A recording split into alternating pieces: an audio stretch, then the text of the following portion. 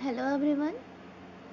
हम डिस्कस कर रहे हैं सीटेट के प्रीवियस ईयर क्वेश्चंस को, जो कि कंडक्ट कराया गया था 18 सितंबर 2016 को। इसके पहले वाले वीडियो में हम 61 से लेकर के 75 तक के क्वेश्चंस को डिस्कस कर चुके हैं। अब बचे हुए क्वेश्चंस को हम इस वीडियो में डिस्कस करेंगे, तो आइए देखते हैं। अब हमारा क्वेश्चन नंबर 76 है कि नीचे दिए गए जीवों के समूह में से किनकी दृष्टि श्रेष्ठ होती है तथा वे मनुष्यों की तुलना में 4 गुना अधिक दूरी की वस्तुओं को देख सकते हैं। पहला है सांप, रेशम कीट, छिपकली। दूसरा है चील, गरुड़, गिद्ध। तीसरा मधुमक्खी, मच्छर, तितली। ये चौथा है बाघ, तेंदुआ या सांड। तो इसका आंसर हो जाएगा चील, गरुड़ और गिद्ध। हम लोग देखते हैं कि ये बहुत बहुत ज़्यादा ही ऊंचा उड़ते हैं और फिर भी इनकी जो दृष्टि होती है वो मनुष्य की तुलना में 4 गुना अधिक होती है और ये अपने शिकार को 4 गुना अधिक दूरी से ही देख सकते हैं। अब अगला प्रश्न है, नीचे दिए गए खेती के विवरण को पढ़िए और इस ढंग की पहचान कीजिए। एक फसल को काटने के पश्चात खेत को कुछ वर्षों के लिए खाली छोड़ दिया जाता है। उसमें कुछ भी नहीं उगाया जाता है। इस भूमि में बांस या अन्य खरपतवार जो भी कुछ उग आता है उन्हें उखाड़ा नहीं जाता है, काटकर जला दिया जाता है। यह राख भूमि को उर्वर बनाती है। जब यह भूमि के लिए तैयार हो जाती है तब उसे हल्का सा खोदा जाता है। भूमि को जोता नहीं जाता है, उस पर बीज छिड़क दिए जाते हैं। यह इस क्वेश्चन में एक तरह का एक खेती के का एक टाइप दिया हुआ है। इस क्वेश्चन में खेती का एक टाइप दिया हुआ है कि इस तरह की खेती की जाती है और हमें उसको आइडेंटिफाई करना है कि वो किस तरह की खेती है। इस खेती में क्या करते हैं कि पहले खेत जो होता है उसमें जितने भी खरपतवार होते हैं उसको उखाड़ा या फेंका नहीं जाता है, उसको उसी में जला दिया जाता है और उसके बाद फिर हल्का हल्का उसके मिट्टी को खोद करके और उसमें बीज छिड़क दिए जाते हैं। तो ये किस तरह की खेती का एक प्रकार है? क्या ये झूम खेती है, सीढ़ीनुमा खेती है, सिंचाई खेती है या सहकारी खेती है? तो इसका आंसर हो जाएगा कि ये झूम खेती है। जो झूम खेती होती है उसी में इस प्रकार का किया जाता है। अब अगला प्रश्न है, जब कोई सपेरा अपने वाद्य यंत्र बीन को बजाता है तो सांप उसकी ध्वनि पर अपने सिर को इधर उधर घुमाता है। आपके विचार से सांप वाद्य यंत्र के प्रति अनुक्रिया कैसे कर रहा है? पहला है उस वाद्य यंत्र को सूंघकर, उस वाद्य यंत्र की ध्वनि को सुनकर, उस वाद्य यंत्र की गति को देखकर, या चौथा है उस वाद्य यंत्र द्वारा उत्पन्न कंपनों के प्रति अनुक्रिया करके। तो इसका आंसर हो जाएगा उस वाद्य यंत्र द्वारा उत्पन्न कंपनों के प्रति अनुक्रिया करके, क्योंकि सांप जो है वो सुन नहीं सकता है। तो जब बिन बजता है या कोई भी ध्वनि होती है तो ध्वनि के साथ साथ कंपन होती है और उस कंपन को के साथ अनुक्रिया करके सांप अपने सिर को इधर उधर घुमाता है। अब हमारा अगला क्वेश्चन है कि परिवार एक इकाई होता है जिसमें माँ, पिता और उनके 2 बच्चे होते हैं। यह कथन, पहला ऑप्शन है, सही नहीं है क्योंकि परिवार कई प्रकार के होते हैं तथा परिवार का केवल एक ही प्रकार में वर्गीकरण नहीं किया जा सकता। दूसरा है, सत्य है क्योंकि यह किसी आदर्श परिवार का आकार है। तीसरा है, सत्य है क्योंकि सभी भारतीय परिवार इसी प्रकार के होते हैं। चौथा है, सही नहीं है क्योंकि इस कथन में यह स्पष्ट करना चाहिए कि बच्चे जैविक होते हैं। तो इसका आंसर हो जाएगा कि सही नहीं है क्योंकि परिवार कई प्रकार के होते हैं तथा परिवार का केवल एक ही प्रकार में वर्गीकरण नहीं किया जा सकता है। क्योंकि हम भारत में ही देखते हैं, भारतीय परिवार में ही एकल और संयुक्त परिवार होते हैं। एकल परिवार में माँ बाप होते हैं और उनके बच्चे होते हैं, और संयुक्त परिवार में होते हैं माँ बाप होते हैं, उनके भी माँ बाप होते हैं। तो इसलिए इस क्वेश्चन में पूछा जा रहा है कि यह कथन है परिवार एक इकाई है, परिवार सबसे छोटी इकाई है, समाज की सबसे छोटी इकाई परिवार कहलाती है, परंतु इसमें यह नहीं वर्गीकरण परिवार को एक ही प्रकार में वर्गीकरण नहीं किया जा सकता है। अब नेक्स्ट क्वेश्चन है कि मानवों मानवों के पेट में अमाशय रस की प्रकृति होती है और वह भोजन के पाचन में सहायता करता है। अम्लीय होता है, उदासीन होता है, क्षारीय होता है या उभयधर्मी होता है। तो इसका आंसर हो जाएगा कि जो अमाशय होता है वो अमाशय रस जो होता है वो अम्लीय होता है, यानी कि एसिडिक होता है। अब अगला प्रश्न है,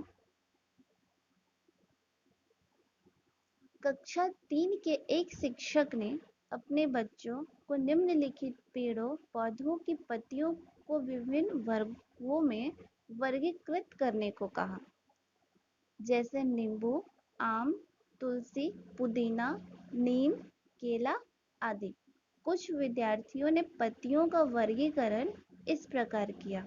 पहला, दवाओं के गुणों वाली पत्तियों और दवाओं से गुण रहित पत्तियां। कुछ बच्चों ने दवाओं के गुणों वाली पत्तियों और दवाओं के गुण रहित पत्तियों को एक तरफ किया, दवाओं के गुणों वाली पत्तियों को, और दूसरी तरफ किया दवाओं से गुण से रहित पत्तियों को। और दूसरे बच्चों ने किया कि बड़ी पत्तियां और छोटी पत्तियों में वर्गीकृत किया। उसके बाद शिक्षक ने क्या किया कि शिक्षक ने समूह ए को सही माना और समूह बी को गलत। अब इसका ऑप्शन देखते हैं। निम्नलिखित कथनों में से कौन सा कथन अधिगम और आकलन के प्रति शिक्षक के दृष्टिकोण को प्रतिबिंबित करता है?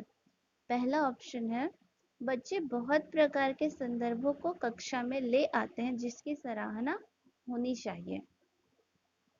अपने अनुभवों पर निर्भर करते हुए बच्चे वर्गीकरण के बहुत से तरीकों का उपयोग कर सकते हैं।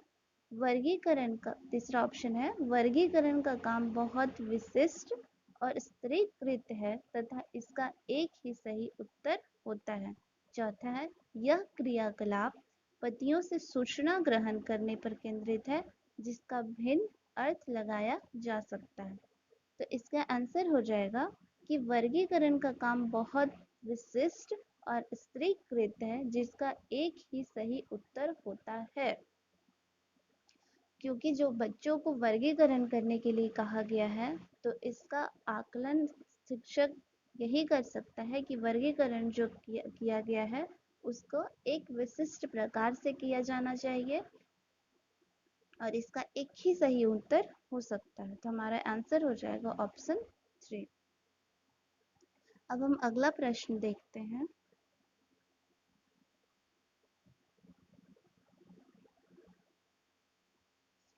पर्यावरण अध्ययन की अपनी कक्षा में समूह क्रियाकलाप का निर्माण करते हुए आप निम्नलिखित विचारों में से किनका ध्यान रखेंगे? पहला, बच्चों की रुचियों का ध्यान हो। दूसरा, लड़कों और लड़कियों को समान रूप से रुचिकर लगे। तीसरा, इसमें मूल्यवान सामग्री लगी हो। चौथा, इस सभी धार्मिक और सांस्कृतिक पृष्ठभूमि के बच्चों को रुचिकर लगे। तो इसका आंसर क्या हो जाएगा? ए, बी और डी, यानी कि इसका आंसर हो जाएगा ए, ऑप्शन 1, ए, बी और डी।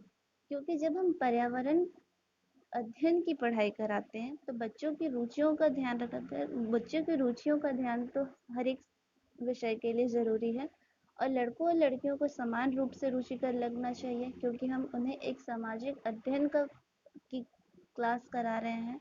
और पर्यावरण अध्ययन में हमें समाज के साथ परस्पर संबंध कैसे बनाना है ये बताया जाता है और सभी धार्मिक और सांस्कृतिक पृष्ठभूमि के बच्चों को भी रुचिकर लगना चाहिए।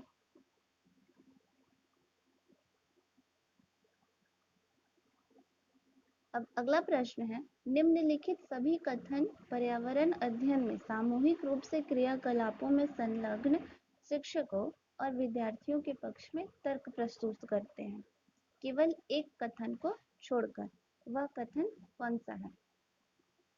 यानी यहाँ पे निम्नलिखित कथन दिया हुआ है जो कि पर्यावरण अध्ययन में सामूहिक रूप से क्रियाकलाप में संलग्न शिक्षकों और विद्यार्थियों के पक्ष में तर्क प्रस्तुत करते हैं। सिर्फ एक ऐसा ऑप्शन है जो कि वो नहीं तर्क प्रस्तुत करता है और वही ऑप्शन हमें ढूंढना है। पहला है, बच्चे दूसरे बच्चों से बात और बहस करने से अधिक सीखते हैं। ये बिल्कुल सही है, क्योंकि बच्चे जब दूसरे बच्चों के साथ डिस्कस करते हैं तो वो अधिक सीखते हैं। समूह क्रियाकलापों की वजह से बच्चे अंक उपलब्धि में अच्छा सुधार प्रदर्शित करते हैं। ये भी सही है कि जब बच्चे डिस्कशन करते हैं तो डिस्कस करने के बाद वो ज़्यादा सीखते हैं, तो उनकी उपलब्धि में भी अंक उपलब्धि में भी अच्छा सुधार होगा। प्रौढ़ों के समर्थन से बच्चों को अपनी क्षमता से अधिक ज्ञान के निर्माण में सहायता मिल सकता है। इसको हम फोर्थ ऑप्शन देखने के बाद देखते हैं। फोर्थ ऑप्शन है, बच्चे परस्पर सामंजस्य और सहयोग करना सीखते हैं। जब एक साथ बच्चे काम करेंगे तो वो परस्पर सामंजस्य और सहयोग करना भी सीखेंगे। अब थर्ड ऑप्शन देखते हैं कि प्रौढ़ों के समर्थन से बच्चों को अपनी सहायता से अधिक ज्ञान के निर्माण में सहायता मिल सकती है। हमारा ऑप्शन ये हो जाएगा आंसर। अब हम इसको देखते हैं, थोड़ा सा ट्रिकी क्वेश्चन है कि प्रौढ़ों के समर्थन से बच्चों को अपनी क्षमता से अधिक ज्ञान के निर्माण में सहायता मिल सकती है। अगर हम इसे पर्यावरण अध्ययन के शिक्षक और बच्चों के यानी शिक्षक और शिक्षार्थी के संदर्भ में ना देखें तो ये ऑप्शन भी यहाँ पे इंक्लूड हो सकता है, बट हमारा क्वेश्चन पूछ रहा है कि विद्यार्थियों के शिक्षक और शिक्षकों और विद्यार्थियों के पक्ष में तर्क प्रस्तुत करते हैं। तो इसका आंसर यहाँ पे हमारा ये हो जाएगा, क्योंकि यहाँ पे विद्यालय पर्यावरण अध्ययन में प्रौढ़ों का योगदान ना के बराबर होता है। अब अगला प्रश्न है, समूह कार्य से पर्यावरण अध्ययन कर रहे बच्चों की सामाजिक व्यक्तिक विशेषताओं के आकलन के लिए निम्नलिखित में से कौन सा उपकरण सर्वाधिक उपयुक्त होगा? कागज पेंसिल परीक्षण, मौखिक प्रश्न, निर्धारण मापनियां, चौथा दत्त कार्य। तो इसका आंसर हो जाएगा मौखिक प्रश्न, क्योंकि समूह कार्य में जब काम करते हैं तो हम उनका आकलन मौखिक प्रश्न करके पूछ सकते हैं। बाकी सारे जो ऑप्शन है उनसे हम सिर्फ उनके लिखने की कला को समझ सकते हैं। अगला प्रश्न है, नीचे पौधों के बारे में बच्चों के कुछ सहजानुभूत विचार दिए गए हैं। इनमें से कौन सा विचार वैज्ञानिक दृष्टि से ठीक है? पहला है, बीज किसी पौधों का हिस्सा नहीं होते। दूसरा, गाजर और बंद गोभी पौधे नहीं हैं। तीसरा, घास पौधा नहीं है। चौथा है, कुछ सब्जियां फल होती हैं। तो इसका आंसर हो जाएगा कि कुछ सब्जियां फल होती हैं। अब अगला प्रश्न है,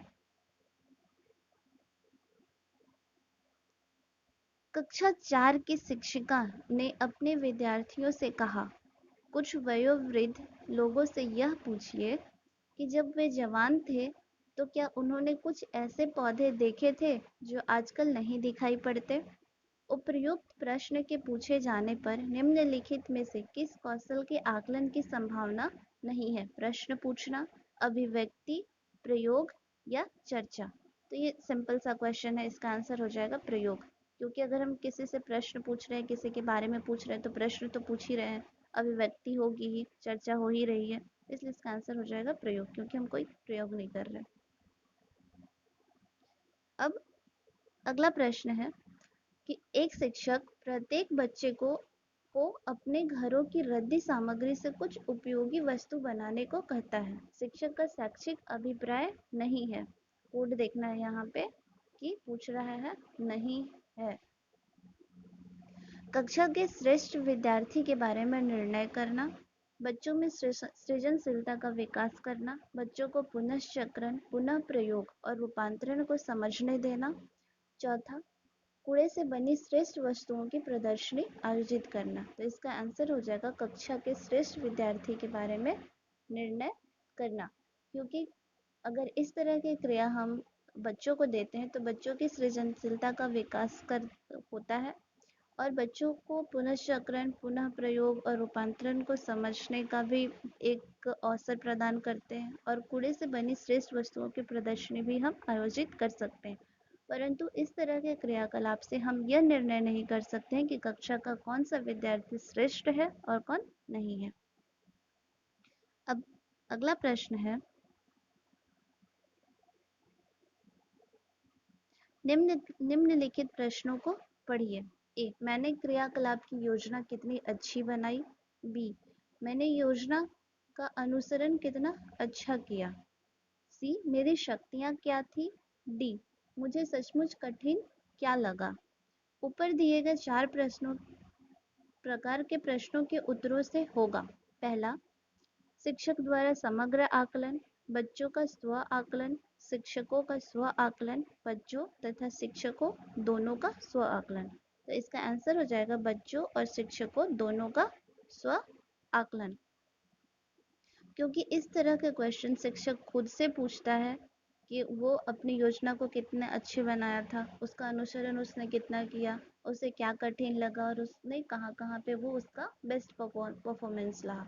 और शिक्षक को बच्चों से क्वेश्चंस इसलिए पूछता है कि वो यह जानना चाहता है कि बच्चे उसकी पाठ योजना को कितनी अच्छी तरीके से समझ रहे हैं। तो इस तरह के प्रश्न करके वो अपना और दोनों का स्व आकलन करता है। अगला प्रश्न है कि पर्यावरण अध्ययन की पाठ्य पुस्तक में प्रयुक्त भाषा तकनीकी और औपचारिक होनी चाहिए, बच्चे की दिन प्रतिदिन की भाषा से संबद्ध होनी चाहिए, रूखी और बच्चों के द्वारा समझने में कठिन होनी चाहिए, परिभाषाओं पर बल देते हुए औपचारिक बनाई जानी चाहिए। तो इसका आंसर हो जाएगा कि बच्चे की दिन प्रतिदिन की भाषा से संबद्ध होनी चाहिए, क्योंकि तकनीकी और औपचारिक भाषा होगी तो बच्चे इतने छोटे होते हैं इस वर्ग में कि वो समझ नहीं सकते। रूखी और बच्चों द्वारा समझने में कठिन होगी तो वो रुचि नहीं लेंगे। और परिभाषाओं पर बल देते हुए औपचारिक बनाई नहीं जानी चाहिए, क्योंकि अगर उनके और इसलिए इसका आंसर हो जाएगा ऑप्शन 2 कि बच्चे की दिन प्रतिदिन की भाषा से संबद्ध होनी चाहिए, क्योंकि दिन प्रतिदिन की भाषा में वो जिस भाषा का प्रयोग करेंगे उससे उन्हें आसानी होगी कि वो ठीक तरह से पाठ को समझ सकें। अब हमारा आखिरी क्वेश्चन है कि एक शिक्षक अपने विद्यार्थियों को विभिन्न पशुओं के चित्र देता है और उन पशुओं पर रंग भरने को कहता है जो हमारे घरों में नहीं रहते। इस क्रियाकलाप का उद्देश्य है, पहला, सृजनात्मकता का विकास करना, दूसरा, अवलोकन का विकास करना, वर्गीकरण कौशल का विकास करना और चौथा है डाटा संग्रह का विकास करना। तो उपरोक्त में से कौन से सही है। ए, क्या सृजनात्मकता का विकास करना, वर्गीकरण कौशल का विकास करना और डी, डाटा संग्रह का विकास करना। तो इसका आंसर हो जाएगा हमारा ए, बी और सी, क्योंकि इससे हम सृजनात्मकता का विकास कर रहे हैं, अवलोकन का विकास कर रहे हैं, वर्गीकरण कौशल का विकास कर रहे हैं, परंतु डाटा संग्रह का विकास इससे नहीं होगा। इसलिए आंसर हमारा हो जाएगा ए, बी और सी। तो आज का ये प्रीवियस ईयर क्वेश्चंस जो 2016 का था वो खत्म हुआ। अब नेक्स्ट वीडियो में हम दूसरे ईयर के क्वेश्चंस को डिस्कस करेंगे। तब तक के लिए थैंक यू।